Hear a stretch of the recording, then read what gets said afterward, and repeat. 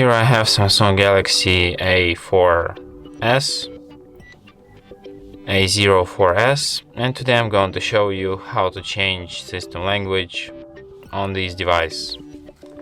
So firstly you have to open settings, then go to the general management, then go to the language, tap add the language, select language which you like let's speak for example Ukrainian, then tap apply, and as you can see language changes to Ukrainian.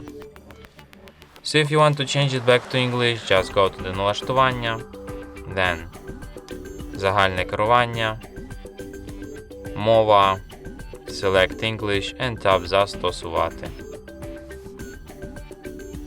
And that's it. Thanks for watching. If you find this tutorial useful, don't forget to hit that like button and subscribe to our channel.